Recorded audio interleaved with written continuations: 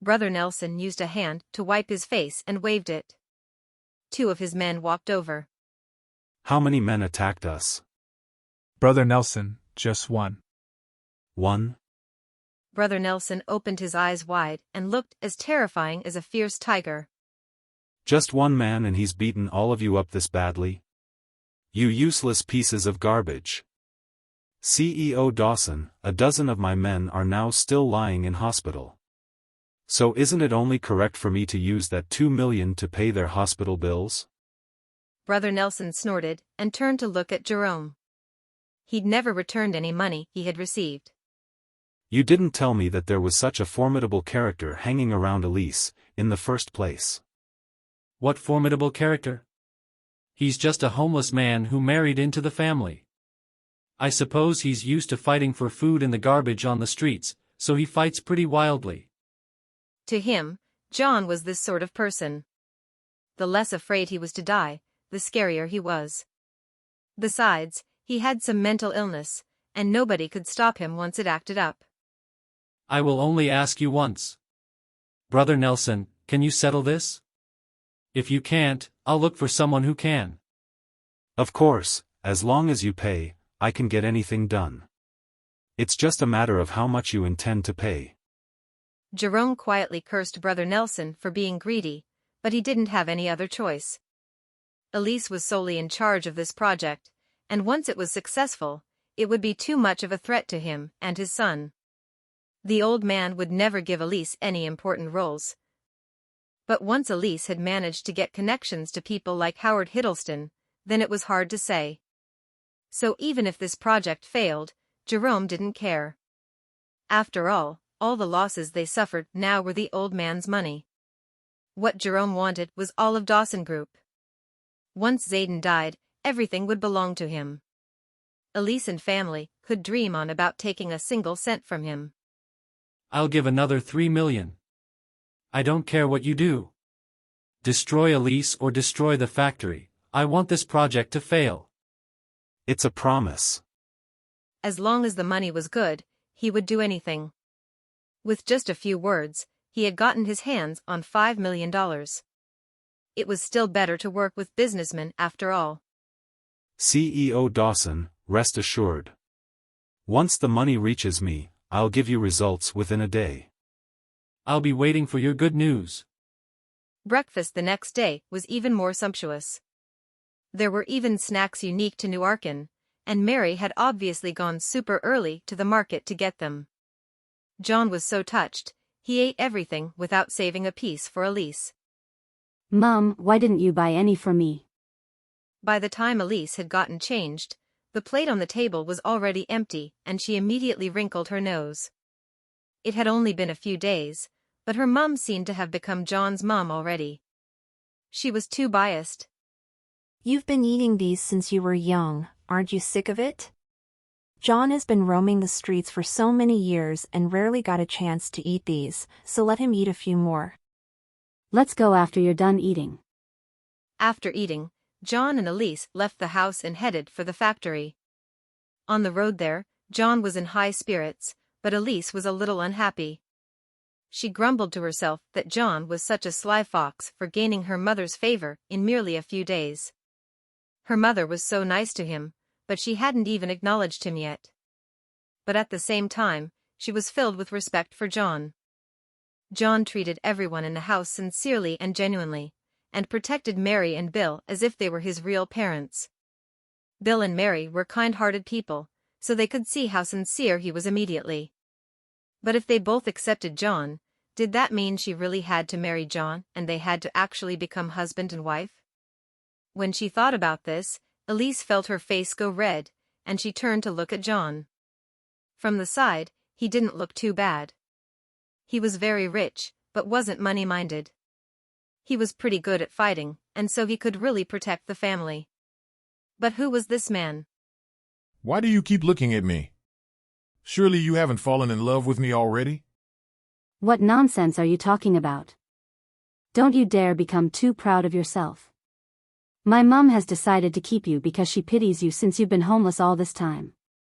Don't think too much about it. Got it. Also, Can you not call them Mom and Dad so naturally? It sounds even more natural than me. I won't agree to this one. In fact, I'm making it a habit because I'm going to call them like that for the rest of my life. If you eventually never fall in love with me and we can't become husband and wife, we can still become siblings.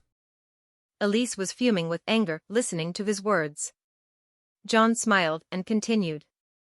You can't stop me from getting them to be my godmother and godfather, right? No. This fellow even wanted to compete with her for her own parents?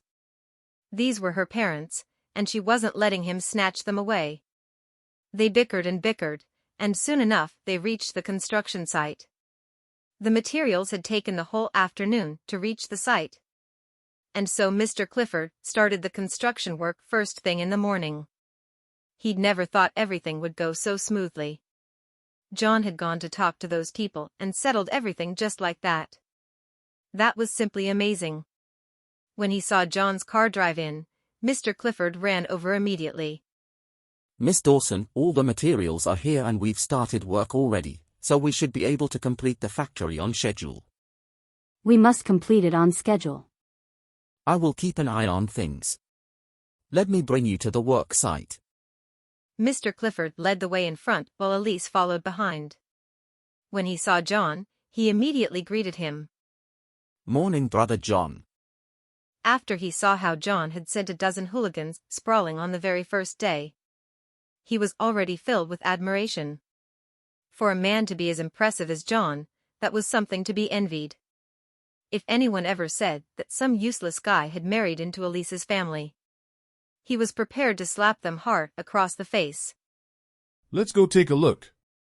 John patted Mr. Clifford on the shoulders, and he felt full of energy after that. Elise and John walked over to view the work site, to see that everything was going as planned with no major issues, and she could now relax. Building the factory building itself was the first step. After that they had to fit in the assembly lines with the technology from Howard Hiddleston's side. Then this project would be considered successful.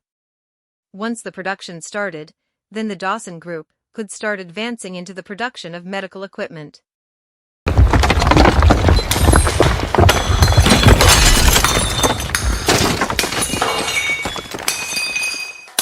Suddenly there was the sound of things being smashed, and Elise's face immediately changed.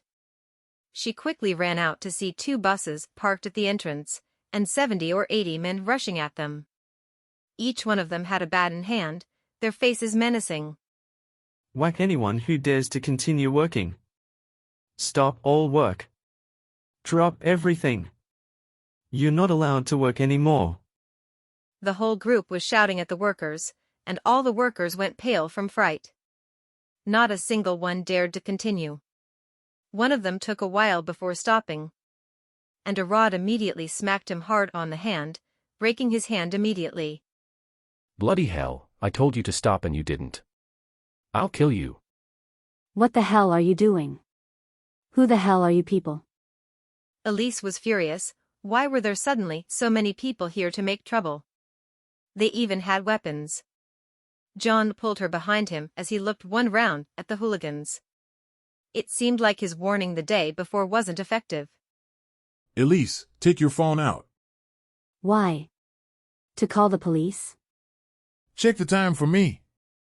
The moment he finished saying that, John made his move. He stomped hard on the ground, and the surface of the ground seemed to shake. Then John immediately became a mere shadow, making its way swiftly towards the group. Watching John rushing out, the leader of the hooligans shouted, Quick! Somebody kill him for me. Attack, you bastards. There were 60 or 70 of them, and they rushed like madmen towards John, wielding their bats in their hand. They had never seen someone so unafraid to die. He had rushed at them all by himself. If they didn't kill him, they couldn't walk with their heads high anymore. John. Elise was in shock. She didn't expect John to suddenly dash out like that. They were 60 or 70 strong. How could he be a match for them all by himself? This was too dangerous. Miss Dawson, we'd better call the police. Mr. Clifford and the other project managers were frightened out of their wits.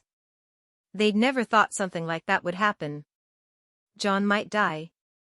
He took out his phone and was ready to call the police.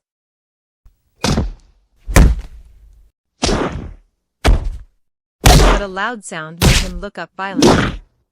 John's punch was as insanely powerful. All it took was one punch, and the hooligans facing him flew out like comets. They didn't even get the chance to howl in pain on the floor because they had all been knocked out instantly. John didn't have any fancy moves, just the most basic of moves. A punch.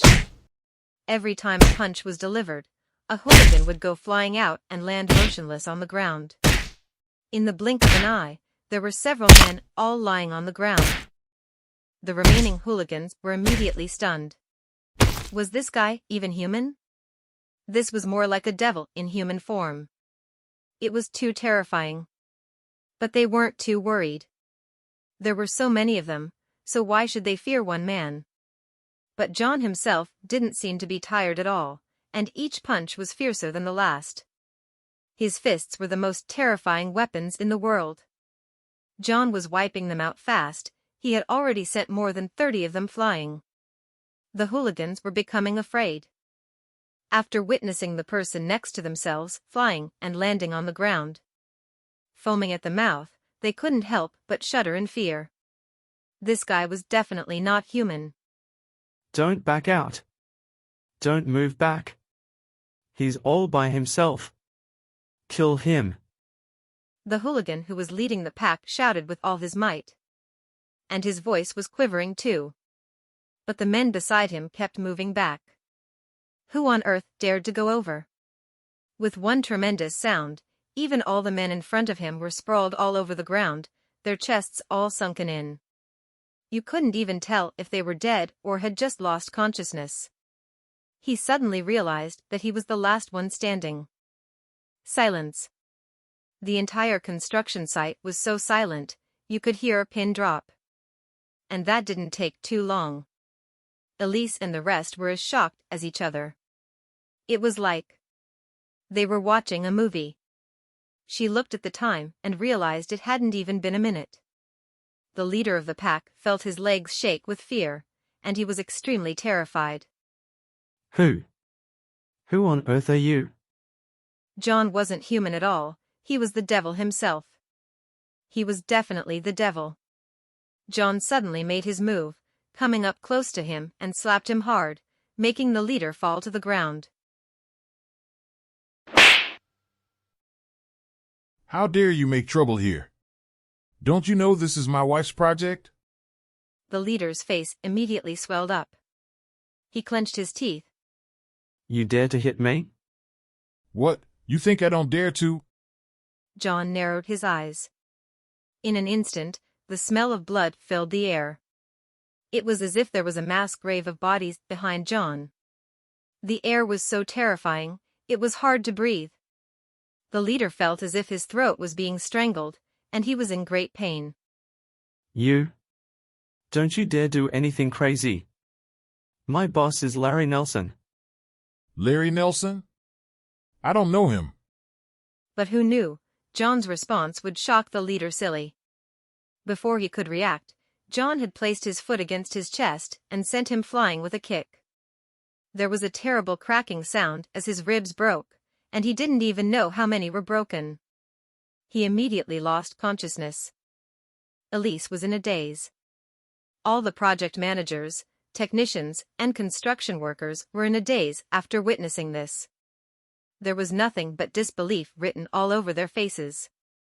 Everyone thought to himself, were they filming a movie now? All 60-odd men had collapsed on the ground.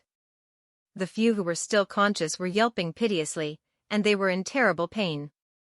This marks the end of chapter 27. Please like, share and subscribe to my channel and comment any other novel you'd like to be featured here.